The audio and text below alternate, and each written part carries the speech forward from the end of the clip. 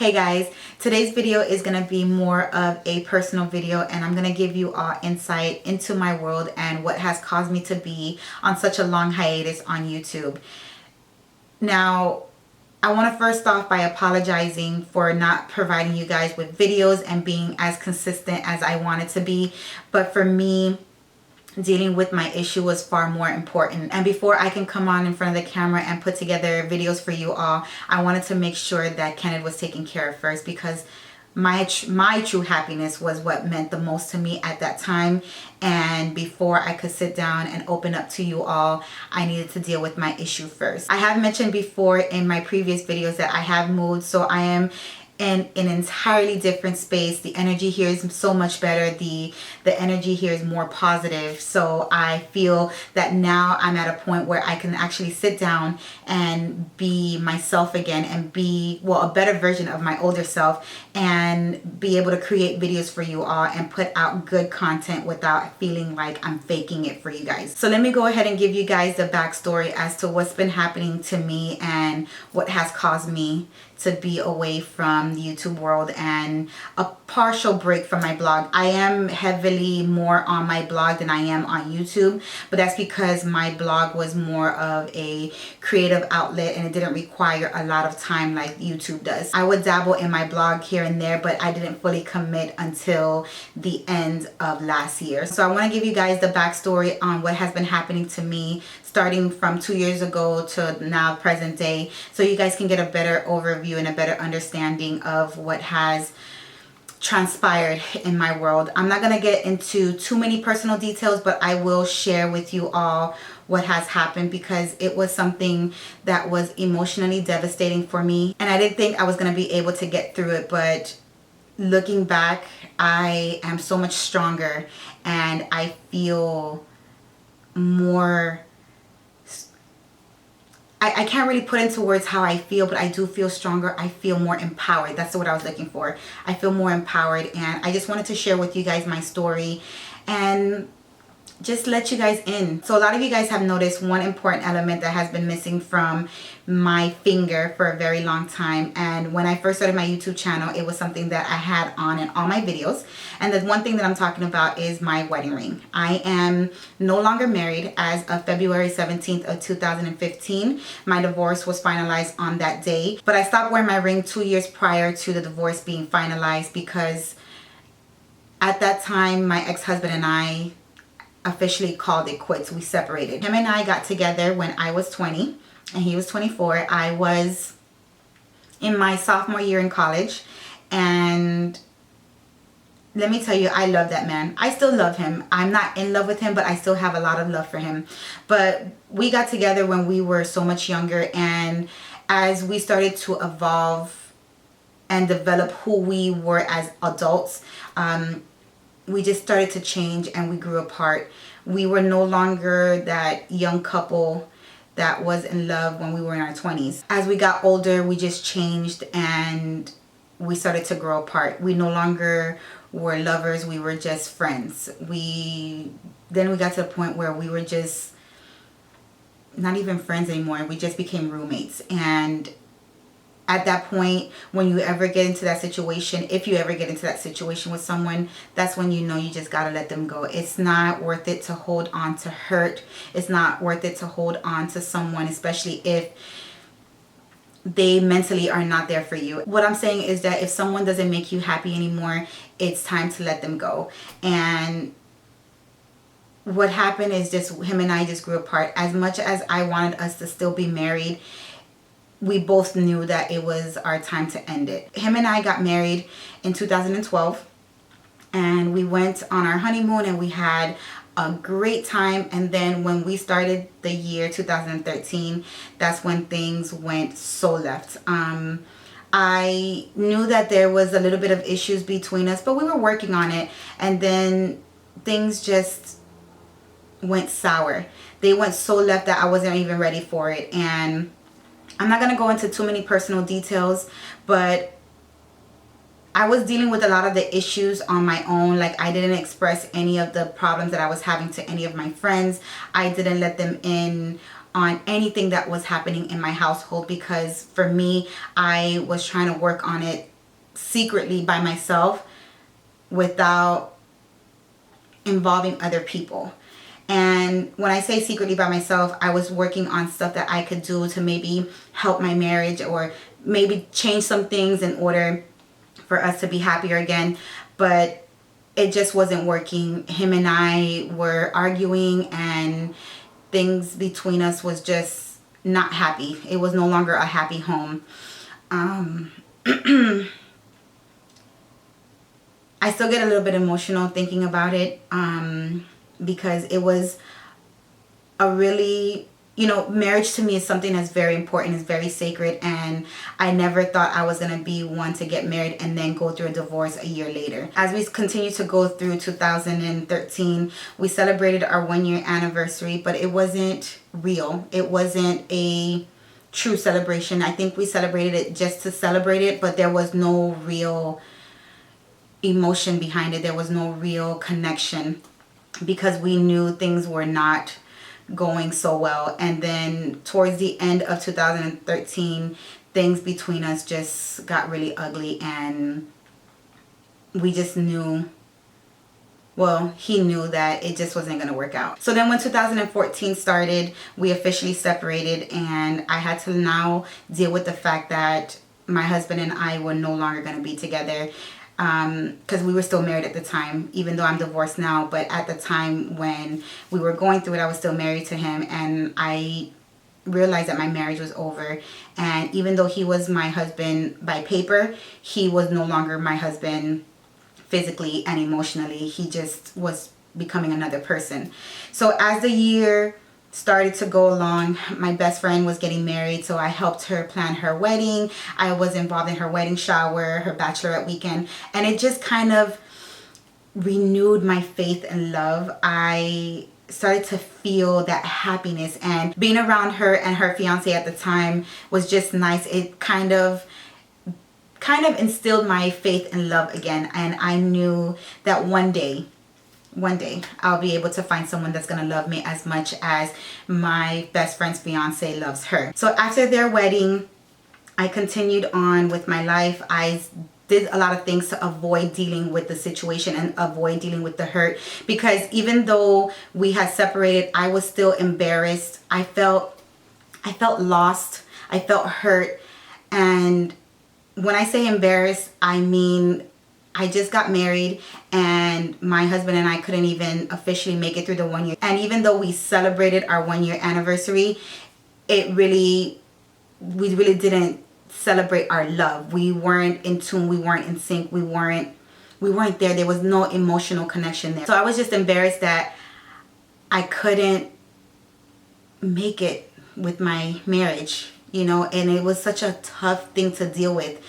And I felt like people were judging me. I felt like people were questioning everything about us, and I started to worry too much about what people were saying. So in order to mask my hurt, I started to throw myself in different projects and just not allow myself to deal with the actual situation that was occurring in my life, because I didn't want it to be true. I didn't want to say that I was going through a divorce, and every time someone would ask me, I was kind of avoiding the situation, and I guess I didn't want to face the reality. So as I was going through the year, I decided that it was time for me to work on me and to work on becoming a better version of Kenneth. So later on that year, I celebrated my 30th birthday. My best friend and I turned 30 the same year, and we threw a big party, and we had all of our friends and family with us. And that celebration showed me all the love that I had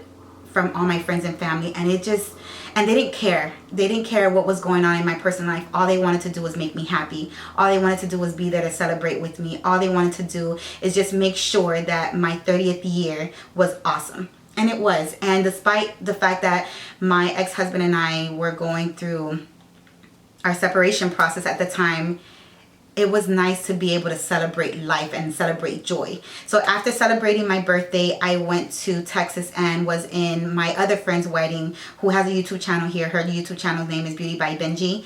And when I went there, I had so much fun. So much fun. Watching her and her husband interact renewed my faith and love again. I just felt that energy between them, and watching them become one was something that I admired. I just love the idea of love, and I love being in love, and seeing them two come together was really, really amazing. So I got to be part of 2 weddings in 1 year, and it was just, I think it was something that I really needed to see in order for me to be like, okay, you know what? Love does exist, true love does exist, and I will find it again. Because going through my separation with my ex-husband, I didn't think love existed anymore. I didn't think that I could be in love. I didn't think love was for me, because I couldn't even make it through my first real big relationship. I've been in other relationships in the past, but this is the longest relationship that I've been in, and I was with this guy for all of my 20s. And when we separated, I was just like, okay, you know what? I don't know if love is for me. You start to question everything, and you start to wonder if love even does exist. And it's so heartbreaking, and it's so gut-wrenching to think that the one person that you loved and that you wanted to spend the rest of your life with was no longer going to be in your world. So being part of both weddings really helped me to renew my faith, and I started to become better and deal with being by myself. And even though we were separated, he was no longer living in my house, and I was comfortable enough going home every day and not deal with my feelings, because even though it was a house that him and I shared, there was other memories that I latched onto, all the good memories that I latched onto. And I know people used to ask me, don't you feel a certain type of way going home, seeing his stuff and smelling him and just being in that atmosphere? And I would tell people that it wasn't weird, because it was something that was so familiar to me. I never felt like I was truly alone, because even though him and I were not together, his presence was still there. And I don't know, it just made me feel like I wasn't alone. And it just made me feel that that world that I was in still does exist. I know it sounds crazy. I can't really explain the feeling. I just know that being there made it easy for me. It gave me peace. Because I'm so routine, and anything outside of my routine throws me off. So knowing that I was coming home to an environment that we shared was comforting for me. So after I got back home from the wedding, that's when things got real. We had to deal with finalizing everything, and him and I were no longer seeing eye to eye. We were arguing a lot.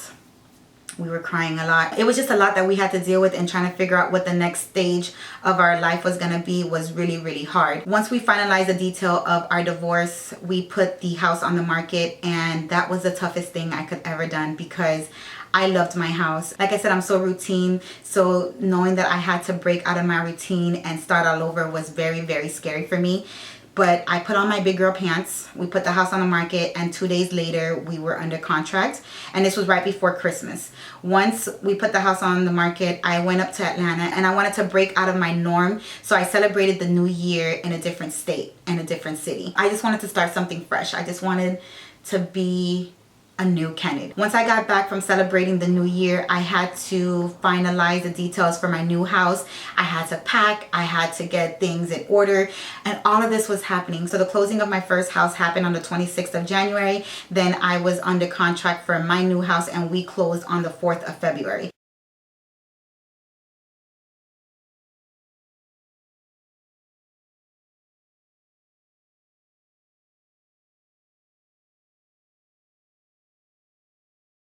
So with all of that happening, I had to pack up my life, and I was in limbo for a while, because I had to be out by the 24th of January before I could even move into my house. So I had my stuff in storage and all of this stuff. Things were just so discombobulated for me. Things were not in order. I'm the type of person that runs on order, and the fact that there was no stability in my life drove me crazy.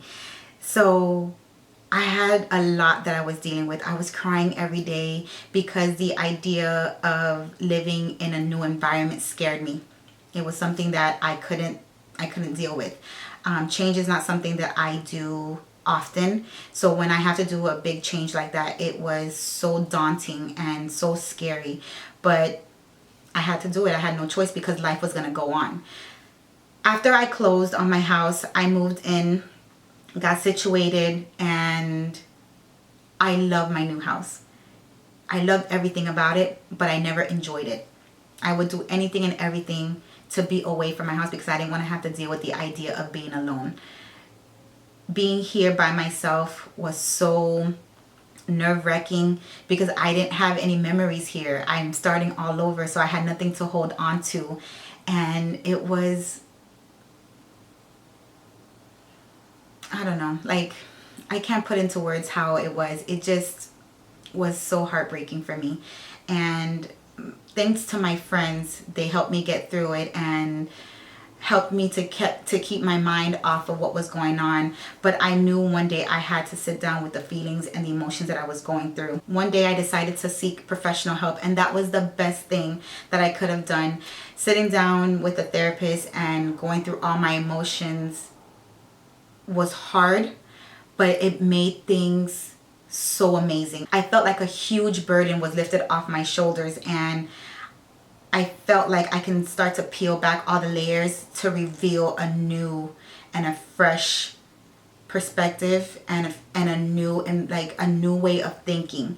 I no longer was embarrassed. I came to understand my situation. Even though my divorce was finalized on the 17th of February, dealing with that was so hard.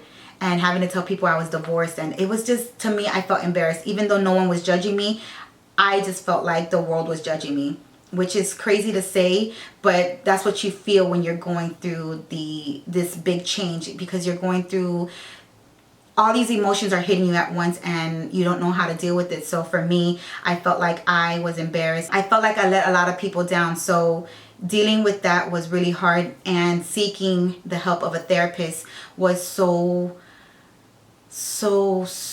important for me. It helped me to get more comfortable with my situation, and it helped me to get a better understanding of me. And through the process of me going to see this therapist, she recommended that I write a journal. So I bought this journal and I started journaling in it and expressing everything that I was feeling, all the hurt, all the emotion. And looking back at my journal and reading some of the things that I wrote, I can feel the hurt that I was going through at the time. It was so, writing this down was so hard, but it actually allowed me to get personal with myself. When you write in a journal, you can't hide your feelings. You have to let it all out. And that was the best thing that I could do. I'll read to you guys the first entry. It was written on April 28, 2015. And it says, "Today I saw my therapist and she wanted me to think about the qualities that I'm looking for in my ideal man. Right now, I'm not sure what I'm looking for. I just know I want to be happy. I want to have someone care for me as much as I care for them." And that was the one thing that I wanted most desperately. And I realized at that point, before I could even let anybody else in, I had to deal with my own hurt, and I had to deal with all the situations that was occurring in my life and be happy with me. Before you can let anybody in your world, you have to be happy with who you are. And as I started to journal my life, I started to become more at peace with what was going on. I started to date here and there. And I realized that dating at 30 was just not for me. It was so overrated.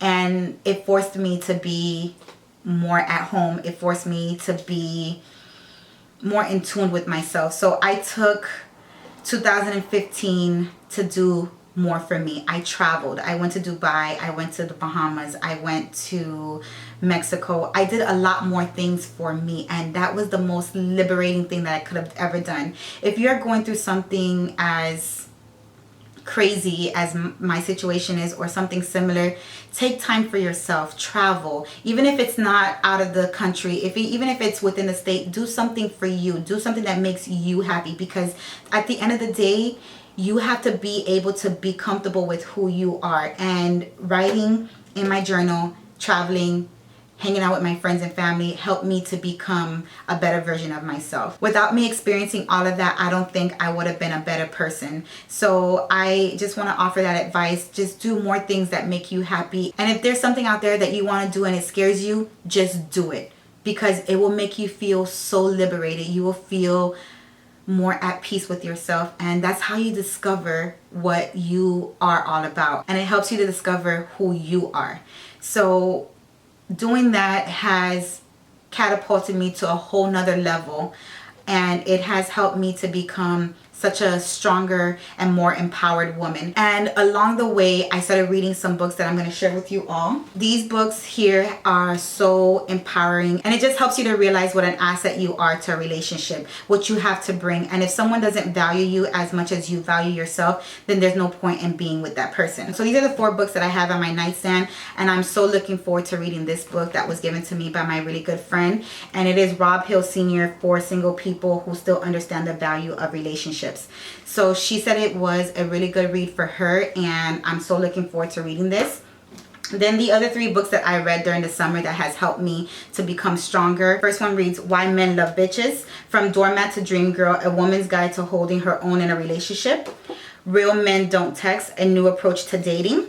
And then The Power of the Pussy, How to Get What You Want from Men, Love, Respect, Commitment, and More. What do you want? I know the title of these 2 books are a little bit vulgar, but don't let the titles fool you. These books here that I'm reading, and especially this one, I cannot wait to start reading, is more of an empowerment. It just gives you ideas on how to be a better person in a relationship and what you need to do in order to demand that respect that you should be given in a relationship. If you do not see eye to eye with someone and you know that things are not going the way it's supposed to, then just dead it. It's not even worth it. And if someone's not meeting your needs, then just move on, because you need to be happy with yourself and the situation that you're in. And if you have to compromise who you are, then it's not worth it. And that's something I learned along the way in the dating process. If I had to compromise who I was and it made me question everything about it, I took a step back and refocused my energy, because I never want to have to question myself or the person that I'm involved with, because it doesn't make for a good relationship.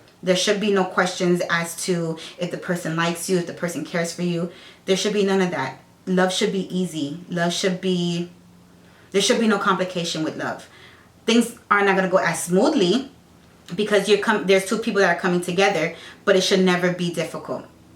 If it is, then it's time for you to move away from it. And I learned that through my experience with my divorce and the whole dating world. So I come to you guys with my personal experience to tell you that it will get better.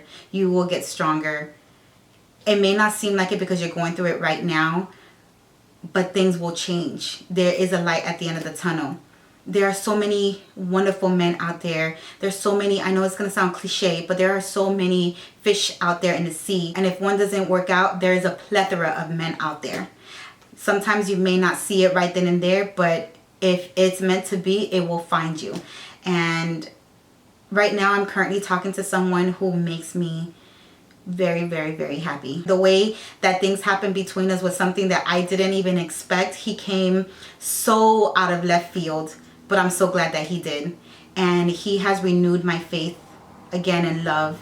And the way he interacts with me makes me feel amazing. He makes me feel like a queen. And I've taken bits and pieces from each book and applied it to this dating situation that I'm in right now, and it has helped us to get closer. Things between us are going very well, and I'm enjoying his company and he's enjoying mine, and we're just having a lot of fun together. So we'll see where this goes, and I'm really happy.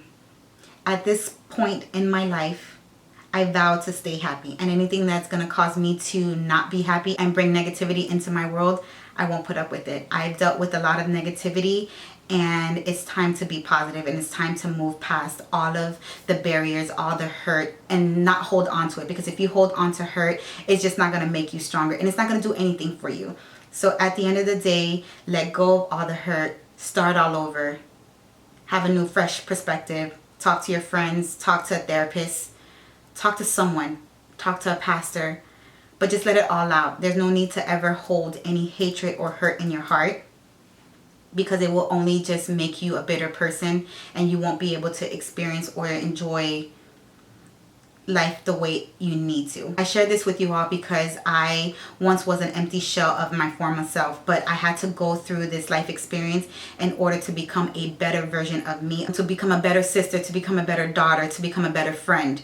Because you start to truly realize and appreciate all the people that were there for you when you were going through something very traumatic. And if it's not going through a divorce, if you're going through a breakup, I just want to just tell you that it is going to get better. There is a light at the end of the tunnel, and you will get the happiness that you deserve. I know this video is pretty long, and I do thank you all for watching and being patient with me as I was transitioning through my new life. And I have so many videos planned for you all, and I can't wait to start getting my creative juices flowing. I will be putting together more videos for you all, and if you guys would like to see a tour of my house, just let me know and I'll put it together. And yeah, other than that, I just wanted to offer some encouraging words to you guys, and hopefully that it will help you to get better. So thank you all for watching, and until next time, I'll talk to you guys later. Bye. All my ladies, if you're sick and tired and you're ready to shine, say ready, oh, ready. I can't keep living this life, and I'm leaving for the last time.